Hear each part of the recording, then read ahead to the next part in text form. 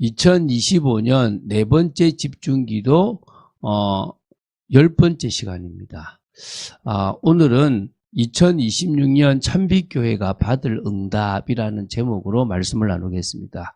디모데후서 4장 1절부터 2절 말씀을 합독하고 우리가 내년에 어떤 응답을 받을지에 대한 부분들을 한번 주님 앞에 또 이렇게 기도하고 알아가는 시간 되었으면 좋겠습니다. 그러면 디모데후서 4장 1절 2절 말씀을 한 목소리로 합독하겠습니다. 하나님 앞과 살아있는 자와 죽은 자를 심판하실 그리스도 예수 앞에서 그가 나타나실 것과 그의 나라를 두고 엄히 명하노니 너는 말씀을 전파하라. 때를 얻든지 못 얻든지 항상 힘쓰라.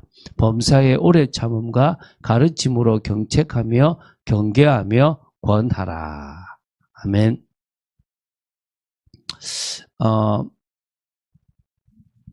2025년을 하나님께서 이끌어와 주셨고요. 또 2026년을 이끌어갑니다. 사실 저희 교회는 약 10년 가까이 돼갔는데 아직도 완전 자립할 수 있는 자립교회는 아닙니다. 물론 겨우 돌아갈 수 있지만 아직도 개척교회 수준을 벗어나지 못하고 있고요.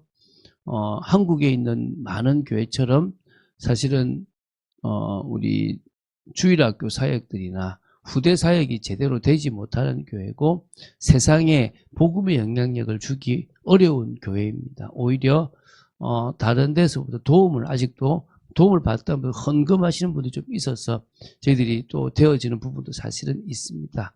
그만큼 약하고 아직도 부족한 모습들이 저희들에게 있습니다. 계속 부족하지는 않을 거지만 저희들이 하나하나 응답받아 가길 원하고 또 부족한 교회이지만 돕는 일, 선교하는 일 이런 부분에서는 어느 교회보다 뒤지지 않으려고 노력하고 또 중심을 들이고 또 우리 성도들을 교육하고 이런 일에는 늘 집중하려고 하고 있습니다. 주님이 부어주시면 될 줄로 믿습니다. 지금까지 부어주셨고요. 또 역사하실 거라 믿습니다.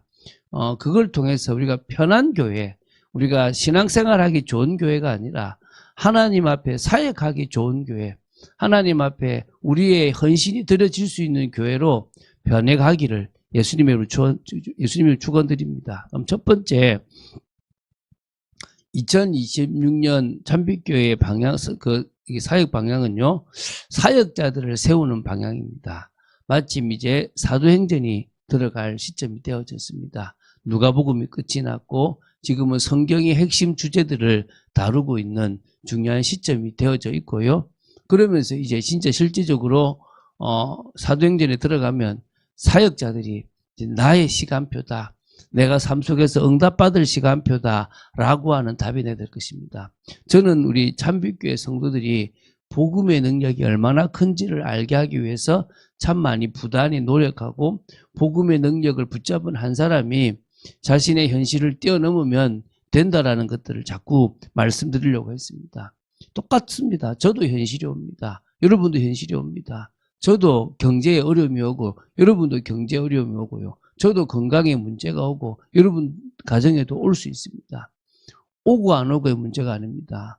하나님이 한번 징계해보자 라고 해서 주시는 것도 아닙니다. 안 주시기를 원하십니다. 그러나 성도라도 믿음 있는 그런 직분자라도 계속 근심 걱정하면 자기 몸속에 병을 키울 수밖에 없는 거고요. 또 가족들도 마찬가지입니다. 하나님이 보호를 해주시고 싶지만 정말 계속적으로 문제가 생기면 그럴 수밖에 없는 것도 현실입니다. 저를 봐도 제 몸이 무너질 때가 있고 또 아플 때가 있고 힘들 때가 있는 모습들, 우리 자녀들을 볼 때도 그런 것들은 느껴집니다. 문제는 상관없다는 겁니다. 복음의 능력. 내가 그리스도 안에 있으면 상관없다는 것입니다. 그게 계속 고백돼야 됩니다. 제가 그 고백을 하고 있습니다. 경제 어려워도 된다. 내 인생에 문제 와도 된다. 나는 내가 갈 길을 걸어간다. 저는 그걸 보이고 싶어요. 제가 해외를 갈 때는 어디 갈 때도 교회가 다 지원해서 가는 게 아니라 어떻게든 제가 제 돈을 마련해서 가려고 하는 부분들이 있다는 거예요. 왜입니까? 할 수만 있으면 하나님 앞에서 같이 나도 내가 복음의 능력을 붙잡고 나아갈 때 하나님이 어떤 응답이 있는지를 보이고 싶은 겁니다. 그래야 제가 사역자가 돼서 증인이 되잖아요. 여러분도 그런 정인이 되어지시길 바랍니다. 두 번째는요, 영혼을 사랑하는 중심을 가진 사역자입니다. 한 사람을 도와준다는 게 참 어려워요.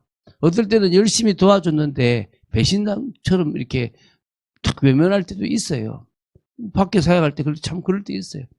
뭐 답이 없어요. 뭐라고 그러겠어요. 그 사람이 힘든데 나 때문에 힘든지 다른 것 때문에 힘든지 또 몰라요. 그런데도 우리는 계속 사역하고 계속 기도하고 계속 돕습니다. 이유가 뭡니까? 주님이 나를 사랑하셨잖아요. 주님이 나와 함께 하셨고 나에게 은혜를 주셨잖아요. 그럼 내가 다른 사람을 사랑하는 거잖아요. 그리고 때를 얻든지 못 얻든지 말씀을 전파하기 위해서 부단히 힘쓰는 사역자가 되어야 될 줄 믿습니다. 저도 참 현장 전도를 잘하는 사역자는 아닙니다. 양육에 가까운 사역을 하지만 때가 되면 언제든지 복음 전할 준비를 하고 있습니다. 때가 되면 언제든지 하나님의 뜻을 이루려는 그런 중심이 늘 있습니다. 우리가 그런 사역자, 그래서 2026년에는 복음의 능력을 믿고 인도받는 사역자, 영혼을 사랑하는 중심을 가진 사역자, 때를 얻든지 못 얻든지 말씀을 전파하기 위해서 힘쓰는 사역자, 이 축복을 누려야 될 줄로 믿습니다. 자, 그럼 현장 사역의 확장성도 필요하겠죠.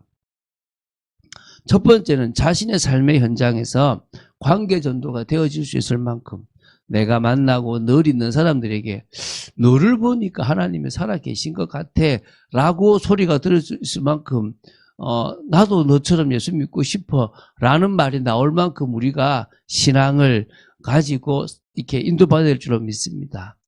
그래서 우리 삶의 현장에서 전도가 사역이 돼야 되고요. 두 번째는요, 내 마음에 품어지는 현장이 있을 겁니다. 내가 뭔가 이 현장은 내가 정말 하나님이 자꾸 내 마음에 주셔.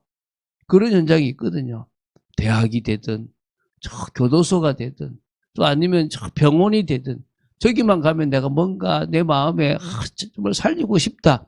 그 현장을 여러분 품어보세요. 그 현장을 여러분 가져보세요. 그리고 이제 우리 참빛교회가 해야 될, 같이 공동으로 해야 될 절대적인 현장, 또 선교라고 하는 현장, 그 현장을 우리가 마음에 품어야 됩니다. 저는요, 우리나라에 다문화가 많잖아요. 다문화를 가슴에 품고 이들을 살리는 것도 우리가 해야 될 중요한 일이라고 저는 믿습니다. 그래서 사역 현장이 자꾸 넓어져야 돼요. 내 삶에서도 전도하려니까 내가 뭘 하지? 늘 그냥 갈등하고 이러면 여러분 못 넘고 있는 겁니다. 복음의 능력이 여러분의 사실화되지 않고 있는 거예요. 복음의 능력이 여러분에게 사실화되어져서 두려운 게 아니라 부끄러운 게 아니라 내가 과거에 그랬다. 그게 왜? 난 지금 달라졌어.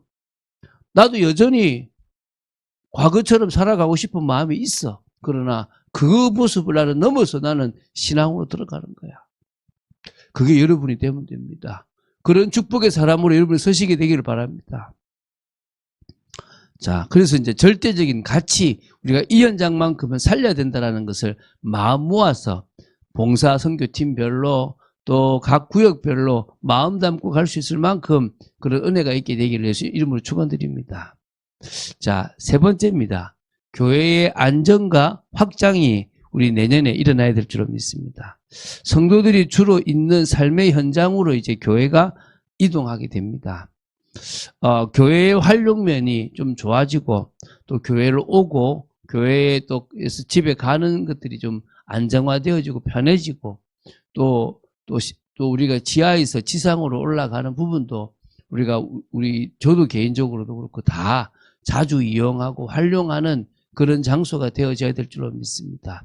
그런 부분에서 이 성도들이 이 교회라는 부분을 좀 계속 활용하고 가까이에서 좀 가서 커피도 마시고 또 기도도 하고 이런 영적 분위기가 만들어질 수 있는 그런 교회가 되어졌으면 좋겠습니다.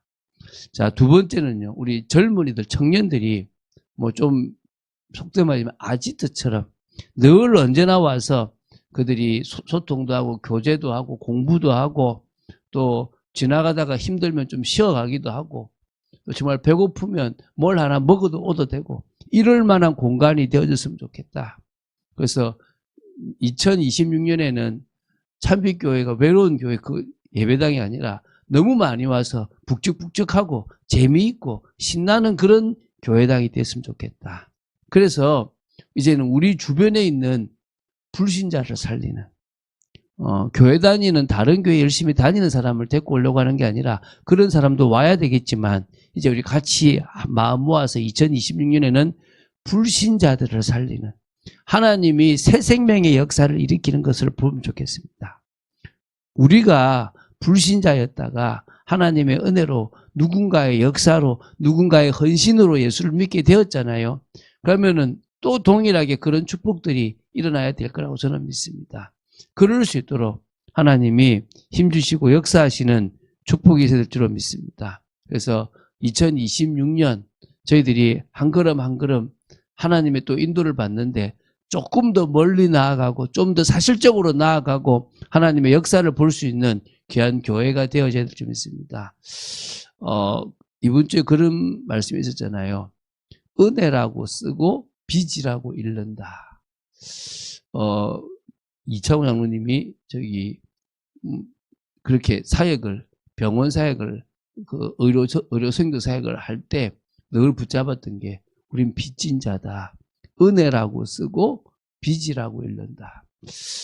되게 마음이 많이 와닿더라고요. 맞죠? 우리도 은혜라고 쓰고 빚이라고 읽는다.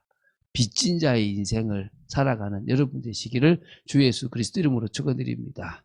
주는 그리스도시요 살아계신 하나님의 아들이심을 고백합니다. 오늘 말씀 주심을 감사하고 복음 속에 있게 하심을 감사하고 때를 얻든지 못 얻든지 엄히 명하신 주님의 말씀 또 이 바울 사도의 그런 또 이야기처럼 우리가 담대하게 복음을 전하고 또 전도자의 삶을 살아가고 사역자의 축복을 누려나가는 그런 저희들 되도록 지켜주시옵소서. 주 예수 그리스도 이름으로 기도드립니다. 아멘.